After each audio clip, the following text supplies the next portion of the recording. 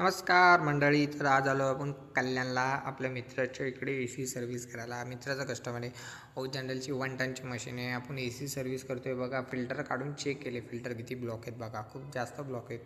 त्यानंतर फिल्टर आपण ठेवूया साईडला.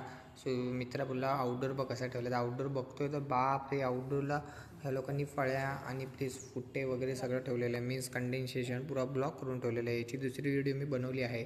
पण हे असं काम असेल तर कसं करणार यार. मीन्स मशीनवर प्रॉब्लेम. त्यानंतर इंडोर कॉईल आपण खोललेली आहे. इंडोर कॉईल चेक करतो आहे बघा, एवढी घाण आहे, थोडी घाण आहे. त्यानंतर बॅक कॉईलची खूप घाण आहे. तर काही नाही, आपण जेट पण मारून दिल्यानंतर एकदम त्यानंतर आता आपण आउटडोरकडे गेलो. आउटडोरचं मारून झालं आहे.